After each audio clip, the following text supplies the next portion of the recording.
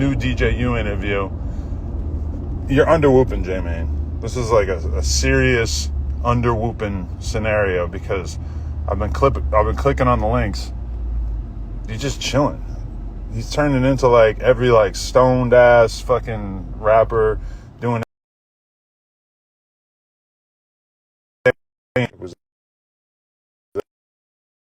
like damn, like J-Main is kind of like going through the transformation that a lot of rappers have, where they start getting money and then all of a sudden they're like, oh, this is dope. Yeah, I'm gonna buy hella weed. I'm gonna buy some lean. I'm gonna buy some perks. I'm not saying that J-Main's on lean and the perks. I have no knowledge of that, but you know, it's just they start getting too fried, and then all of a sudden the music gets boring, the interviews get boring, and then all of a sudden just shit is not the same, and that's a problem.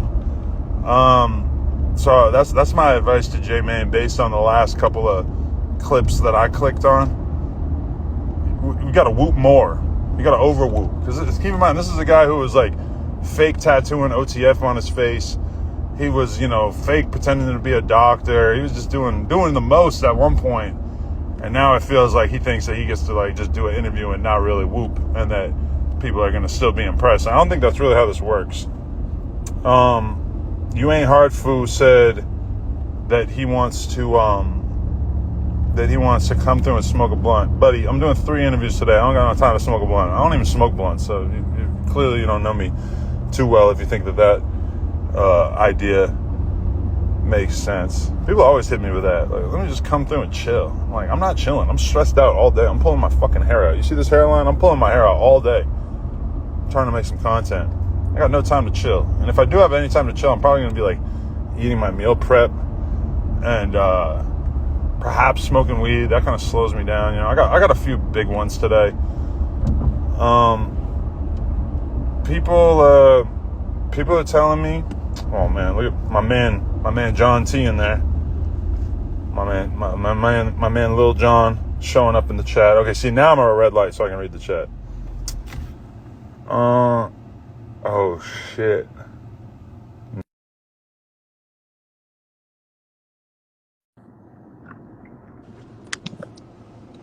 No way. Is she really gonna join? Where is she? On the fingers. What you want? What you on, gang? You know you my gang girl. Hey, I need you to do me a favor and stop being so bougie and throw my boy Crip Macc some pussy. No, he got me fucked up. Oh, right. Sorry. My apologies to THF. I don't want to get involved in a new relationship thing. I take it back. On phone now. Phone him great. I don't want to be involved with that. So I'm sure I've heard things about THF. I heard about whips getting sprayed up. I'm not trying to be next. But I do think Crip Macc and you, some chemistry between Blasian Doll and Crip Macc, right? Yes, G, he feel like he could speak on what he want about my relationships because he want me, you know. Hey, I mean, I guess, like, to be fair though, he would not do that. Like, he would probably never consider dating a girl who was from the other side of the tracks. That's him though. We not him. His ass is like what? That's him. I mean, if you had THF killer tattooed on your forehead, shit might be different. Adam's not trolling, bro. What you up to? She, man, in a whole nother state making this cake, man, with my t-shirt boo. Bro, I was supposed to interview Mellow Bucks the other day, and I was really preparing myself for like how I was gonna go hard, letting her know that I fuck with Blasian Doll, but then she didn't come. Why you? She didn't come. I don't know what happened. You gotta get mood on that bitch. Let's do it. You and him together. Come on, you want us to come back? Let's go. I set the date. All right, I'm gonna holler at Laura for sure. That would be legendary though. I bet. Hit the jacket. All right, Blasian Doll. Yeah, we gotta have Crip Macc right there because his ass over talk. Oh my God, he might over whoop on you. I don't know. Nah, we gonna whoop on him. Get his ass a cold 40. Cold 40. No, he likes old English. Nah, he like all of them, really. All right. Hey, much love. We want to meet him, though. I want him to teach me how to crip walk. Oh, yeah. I can teach you that. All right. All right. Much love. Isn't she a sweetheart? Don't you love her? What a doll, really. A Clasian doll. Okay, let's see. See, this is my problem. Is as soon as I go live and I feel like I'm gonna start just doing my own thing, people start trying to get added, and I'm such a nice guy that it's like, okay, I'm just gonna add everybody. So problems are erupting. Man, I got so much good gas that I want to put out right now.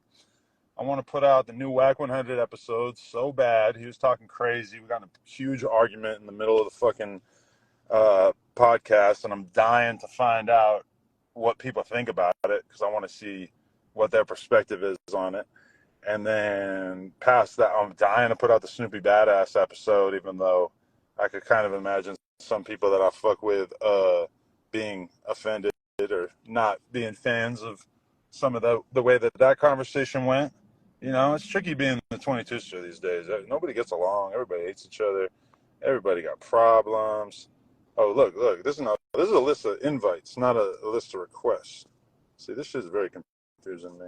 But yeah, man, I woke up this morning, and it's crazy how like this is what pisses me off is that when all these hosts left, they were all throwing dirt on my name, right? They're all trying to make me look bad, spread fake narratives, act like I was a bad friend, act like I was trying to get people set up and exposed as being trans people lovers, etc., instead of just really like rodding with their boss, like the guy who gave them opportunities through their whole career. And that was rough for me. It was a tough time in my life to realize that a lot of people that I had a lot of faith in were basically snakes, and that they, ultimately didn't give a fuck about me and were happy to paint fake negative narratives about me on the way out the door. But now that like the smoke has cleared and the dust has settled a little bit, and I mean it's pretty fucking obvious that the Fat Immunity channel is not really going anywhere. That's clearly like the last priority for these guys, that they're all focused on their own platforms, which is already the case. So it's like, they basically are in a situation where they left No Jumper to start a No Jumper clone, and then they're not putting any attention into No Jumper. But for some reason, like, people don't want to see me acknowledge this. Anytime I call out the fact that everybody thought that my career was over, anytime I acknowledge the fact that that is not the case, that our YouTube channel is killing it, that I think we got 45 million views last month. As soon as I start acknowledging how funny it is that you dumb fucks, not like all of you, but some of you, that some of y'all really believed that Snake Boy was up next. Like people really thought that Snake Boy's name was gonna be in the Hip Hop Hall of Fame right next to me and Academics and Vlad and Joe Budden and Charlemagne or whatever. And now that the smoke has cleared a little bit, people are realizing that the motherfucker can barely put a sentence together. He's zesty as fuck. He thinks that he's like gonna get a Skims deal. I don't even know how to put into words how insane this is, that people thought that the next ADAM22 was gonna be somebody who really has almost nothing to offer when it comes to takes and whatnot. And shout out Sauce Walker. I see you in the chat. I'm really trying to get down with Sauce. Not get down like that. Like, I don't want to squabble. He'll probably beat the shit out of me. But Sauce Walker, that's my boy. 5K interview. He's telling me the price on live? Sauce Walker, what the fuck? I've seen you laying pipe on OnlyFans before. Don't tell him. Don't give away the game. Don't tell him how much the interview gonna cost. See, I fucked up because Sauce Walker invited me to his live show a couple weeks ago, and I forgot about it, and I didn't go because I was doing interviews all day. And then I was like, yo, but we should do an interview anyway. And I'm like, you're not going to do it. You're not going to do it because I didn't go to his show. Like, maybe he would come through do the interview if I had gone to his show. Going to the show, if I brought a cameraman with him, I probably would have got better fucking content than doing the interview anyway. But either way, I got to fuck with Sauce Walker, and that's all there is to it. Free Drippy. But anyway, yeah, like, I got blocked today just for pointing out that there was a tampon string hanging out. I mean, realistically, though, like, the T-Rail situation is crazy because, as soon as his podcast started popping off, as soon as, not podcast, but as soon as Back on Fig started doing its thing, he decides, oh, I'm going to add my girl. I'm going to make my girl be the co-host. The other day, I seen a poll in the chat, or in the Back on Fig Reddit, So that's their Reddit. That's not like the hater ass no jumper Reddit. That's their Reddit. And it was like, should leather be removed from the podcast? I think it was 90% of people said yes. 90% of their fans said that she needed to be removed from the podcast. Now, this creates a really, really big problem for him because A, he's in debt for millions of dollars. So he's basically like funneling his house and everything, every expense, every cost is going through her because he's like legally not allowed to have money. Because obviously, if he had money, like if he had a couple $100,000 in the bank, boom, they're coming for it. They're going to take it because he owes hella money. And so he has to keep on good terms with Heather. He can't, just fuck off, or he can't even really tell her he doesn't want her on the podcast anymore, even though 90% of the people on the pod who watch the shit don't want her on the shit anymore. So he's kind of fucked in that regard. He can't get rid of her because obviously, but they canceled, they're supposed to be on Fridays, right? They canceled last week. And now it's like every single time she goes back there, can you imagine what's going through her head when she's reading the fucking chat and just and just seeing it and just realizing that like the fan base has officially turned on her. And when you look at the numbers on Mondays versus Fridays, every once in a while I'll tap in and look at the Monday episodes versus the Friday episodes. A lot of times it's like the Monday episodes get 2 times as many views as the Friday episodes. So that shit's all fucked up. And she got him acting like a FAGGOT on the fucking Instagram reels. Like, I don't even know how he thought that shit was okay. Like, doing free Skims ads. Like, I don't know. And this is the shit, like, I could just sit here and just armchair quarterback the fucking demise of their platform all the time. But I just don't, because it doesn't really feel like it's important enough for me to sink time and energy into, even though they very much went out of their way to make tons of content about me and try to drag me down. But it just feels a little bit low. But then I think about academics and Rory and Mal, and I'm like, well, I've been watching academics talk about Rory and Mal for like a couple of years now, and he doesn't seem like he's getting sick of it. He's just really using them for content and having something to talk about. Somehow, but that's all right. That's the difference, though, is that Rory and Mal, they were never academics employees. So if they were ex-academics employees, maybe he would look like a salty, shitty ex-boss or whatever if he was talking about them. So I can understand where that narrative comes from. But let me just say this, is that my favorite thing about all this, and I'm not really seeing that much of the chat right now. It's only when I hit the red light do I get to really see the chat. But it's just hilarious because, like, all right, think about AD. AD left No Jumper, right? So when he left No Jumper, he really kind of fucked me over, right? Because all of a sudden we had like some hosts, they all kind of leave at the same time. It makes No Jumper look bad. It fucked me over, even though we got it right back and we're now making more money than we were making when they were with the channel and everything like that. But the crazy thing about it is that he totally fucked me over, me being basically like the person who's helped him more in his adult life than anyone else. Think about it. Try to think of somebody.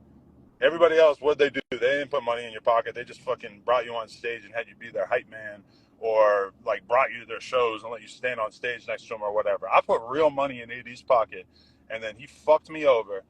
The thing is, though, it didn't help him in any way.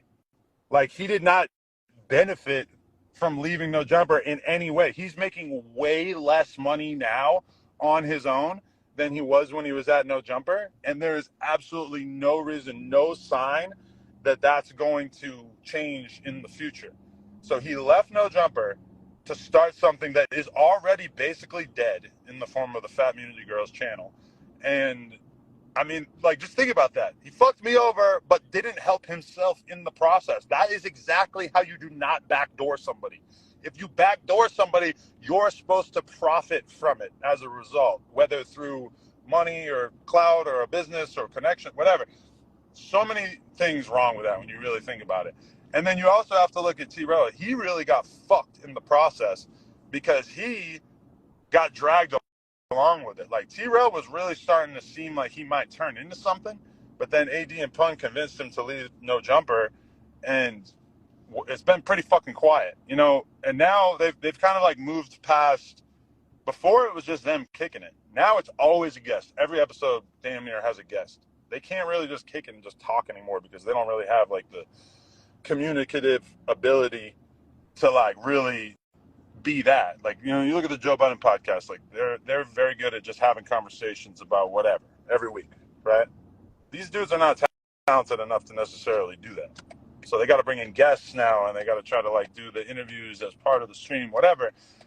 But the fucking hilarious thing that I know that you guys see taking place, I know you guys see this taking place, is that the manager who was supposed to be, you know, bringing these dudes together, who was supposed to help them become this tight-knit group that they claim that they are, is now doing a stream where he brings the fans on and basically drums up controversy and turmoil between the different hosts. And it's like clearly causing a lot of division and spite amongst them. And you'll notice that like AD won't even go on it because the negative narratives about him that the fans are obviously going to spin. I mean, AD too sensitive for that. Like, he's just not going to be able to just sit there and smile while people point out that he left no jumper and has nothing as a result. So now you have Mr. Potato Head basically just doing these streams that are tearing apart these dudes, and somebody is too bitch made to step up and say like, hey, that shit ain't cool. And it really strikes a chord with me because I was that bitch made as well. Remember when I used to fucking have the No Jumper show going and you know, at the end of the day and all this kind of shit. And then I had Pumpkinhead. I had Mr. fucking Potato Pumpkinhead doing streams, talking all kinds of crazy shit. And I mean, I'm sitting there like, bro, this is the manager to my talent, to one of my main talent. And he's over here just drumming up controversy on his stream to help his stream. And then meanwhile, I just like, I'm not allowed to do anything about it because whenever I would try to say something about it to AD, it would become obvious to me that he was too scared of Potato Head to really even like stand up for himself and tell his manager that he was clearly having a negative impact on his career and his future with no jumper. But that's the funny shit. I remember telling Josh and telling fucking whoever, telling my other guys at the office, telling them like that it's going to be interesting because once they leave no jumper, they're going to have to actually figure out how to make content, and they're not going to be able to just beef with each other. Because why would they want to beef with each other when it's their platform? I thought they were just doing the beef thing because it was my platform. And when you're on my platform, it's like, oh, you can be messy and you can cause drama and you can cause all this controversy and stuff. I didn't think they were going to keep doing that when they left. It turns out that's all they're doing. They're doing that way worse than they were doing it when they were at No Jumper, just constant drama.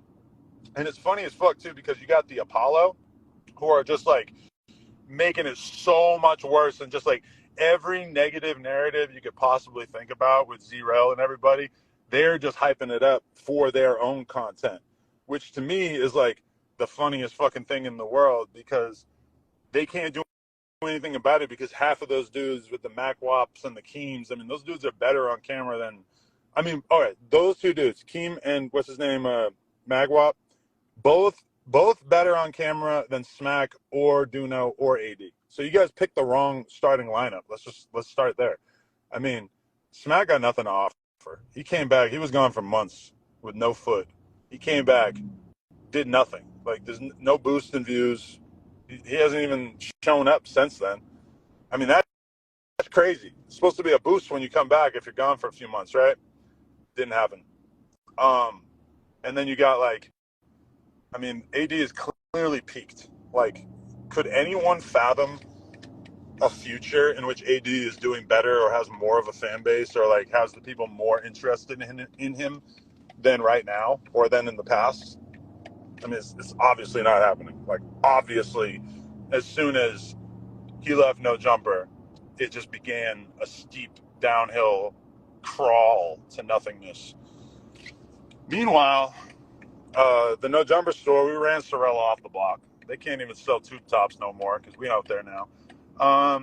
And there's just, you know, everything's going pretty well with No Jumper. I mean, obviously the Adam and Wax show is bigger than any of the shows that they got going on. They can't even hit 90K. They can't even hit 100K on the Shame on You shit. So shame on y'all. I think the shame on you was meant for me, right? Shame on y'all for leaving and not even benefiting as a result. You know, it's one thing to screw somebody over that like really went hard for you, really screwing somebody over who like did everything possible for you. It's another thing to just not benefit from it, to get nothing out of it. That's crazy. That's bananas, if you ask me. But hey, what can you do? Anyway, I just wanted to rant a little bit, let people know what I was thinking.